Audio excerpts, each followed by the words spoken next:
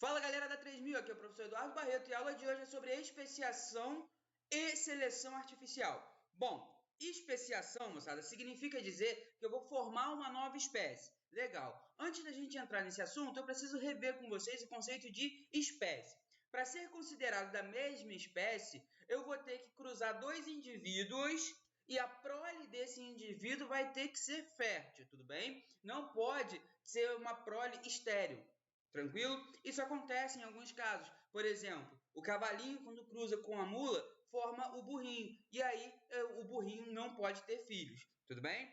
Show de bola. Há dois tipos de especiação. Eu tenho a especiação alopátrica e a especiação simpátrica.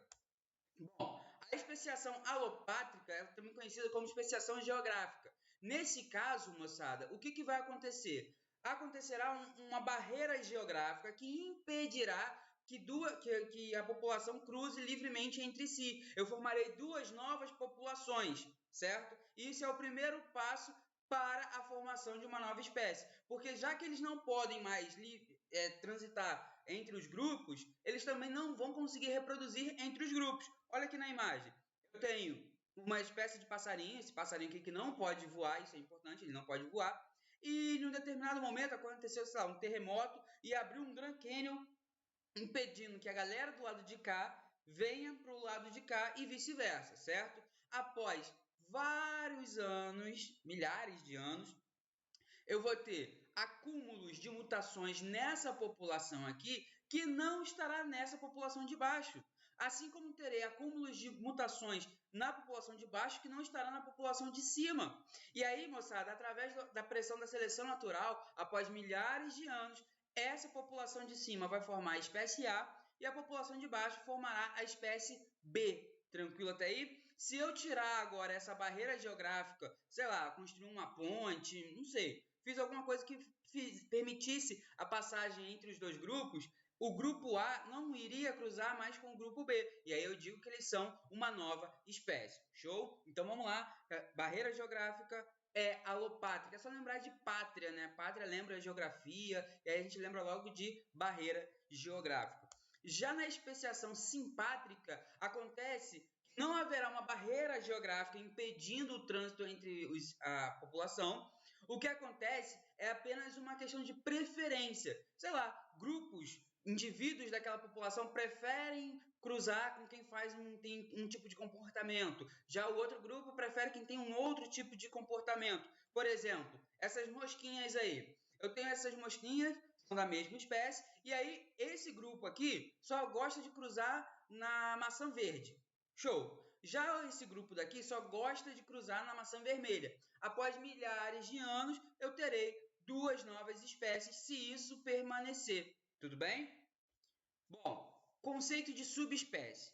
Molecada, subespécie é uma subdivisão da espécie. Normalmente isso ocorre quando duas ou mais populações de uma mesma espécie se separam. Sei lá, eu peguei a espécie de cachorro, por exemplo. Peguei os cães e separei. Botei uma galera na Europa, uma galera na Ásia, na África, enfim. E eu isolo esses dois grupos. Mesmo eles isolados, eles começam a acumular lá suas diferenças, mas ainda são da mesma espécie, ainda podem cruzar entre si e formar descendentes férteis. É o que a gente chama de raças, vão formar raças. Bem, existem maneiras de evitar que espécies diferentes acasalem. Como? Eu vou chamar de mecanismos pré-zigóticos ou mecanismos pós-zigóticos. Os pré-zigóticos, moçada, como o nome já diz, evita a formação do zigoto, ou seja, evita a formação do zigotinho, evita que os gametas se fundem, evita a fecundação, certo?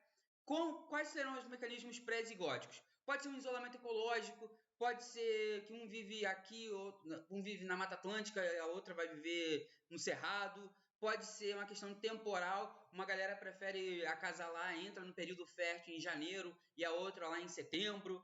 Pode ser algo comportamental, como nós vimos, pode ser que uns preferem cruzar na copa das árvores e a outra parte da população prefere cruzar no chão da floresta. Algo que lembre ao comportamento, ao dia a dia desses seres vivos. Ou pode ser ainda algo mecânico. Quando a gente fala algo mecânico, moçada, a gente está falando o seguinte, que as genitálias desses animais não são compatíveis. A genitália feminina não comporta a genitália masculina ou vice-versa, show? Ou a diferença é tão grande de tamanho, por exemplo, entre os indivíduos que não pode acontecer o acasalamento, não pode acontecer o movimento ali do acasalamento. Já os mecanismos pós-zigóticos impedirão o desenvolvimento desse zigoto. Já que eu não consegui evitar a formação do zigoto, já que eu não consegui evitar que o espermatozoide alcançasse o óvulo, eu vou evitar que esse zigotinho se multiplique, vou evitar que ele se desenvolva. Como que eu vou fazer isso? Eu posso impedir a nidação. Nidação, para quem não lembra, moçada, é quando o embriãozinho fixa na parede do útero. Posso evitar isso daí. Posso causar a morte do embrião, que vai levar a um aborto. Normalmente, moçada, essa morte de embrião é causada por uma grande quantidade de números errados de cromossomos dentro da espécie, show? Nós vimos que um cromossomozinho a mais e um cromossomozinho a menos faz uma diferença. O isolamento gamético pode ser por inviabilidade dos híbridos, como eu falei, eu deixo até nascer esse filhote, mas ele vai ser estéril. Esse filhotinho não tem a capacidade de gerar novos filhos, show?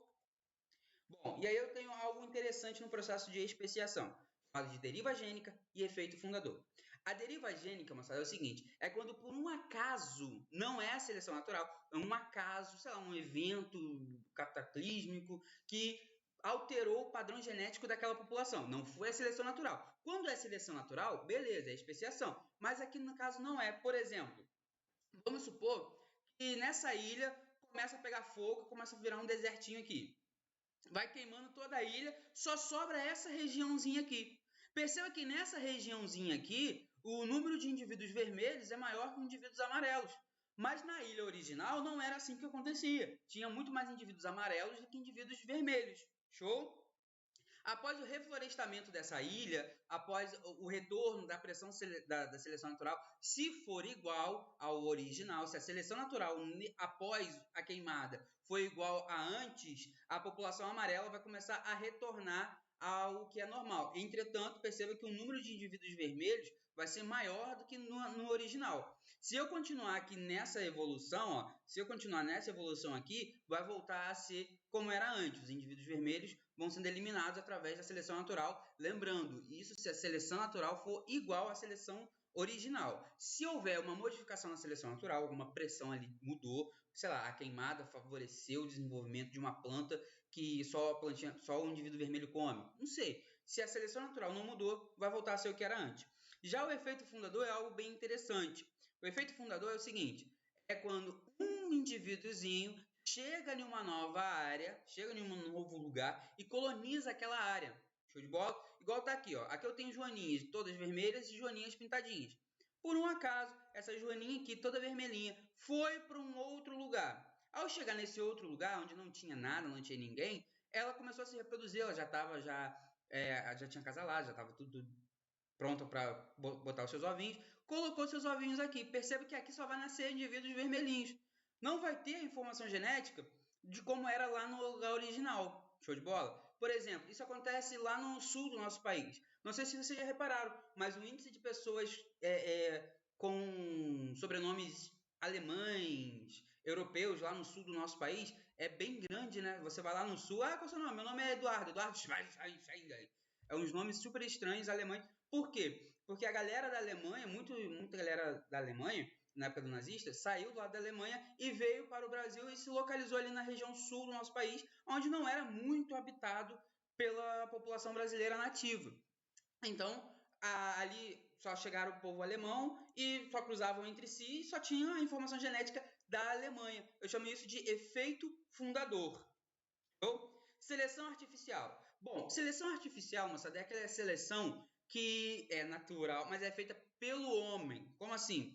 O ser humano ele vai escolhendo indivíduos, escolhendo uma característica e vai desenvolvendo, cruzando. Como assim? Por exemplo, aqui eu tenho um pé de mostarda. Isso daqui é uma plantinha de mostarda. Olha que interessante. A planta de mostarda é a mesma do repolho, do couve de Bruxelas, do couve rábano, nunca ouvi falar, da couve-manteiga, nossa couve mineirinha, o brócolis e a couve-flor. É a mesmíssima planta.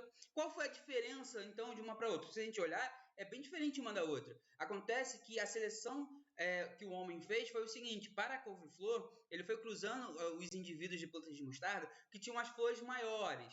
Para a couve mineirinha, as plantas que tinham folhas maiores, só cruzavam plantas com folhas maiores com folhas maiores. Por exemplo, eu tinha uma planta de mostarda com uma folha grande aqui e vou cruzar outra com a outra planta que também tem a folha grande. Então, essa característica vai sempre sendo desenvolvida ali na população.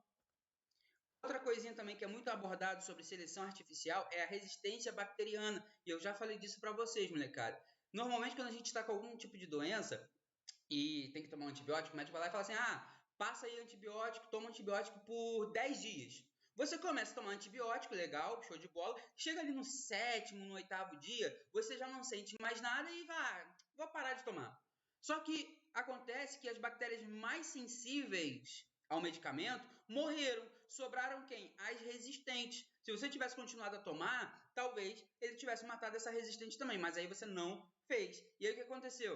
Aconteceu que essa resistente começa a se multiplicar dentro de nós, só que agora, se eu tomar o mesmo medicamento, já não vai fazer mais o mesmo efeito. Eu vou ter que mudar o medicamento ou aumentar a dose. Bom, molecada, espero que vocês tenham curtido a aula de hoje. Vai lá no Portal Sais, façam os exercícios online. Eu tô de olho, eu tô avaliando. Cara, vocês não estão fazendo. Curta aí o vídeo, se inscreve no canal, aperta o sininho, aquela história toda de youtuber. Beijão, até a próxima.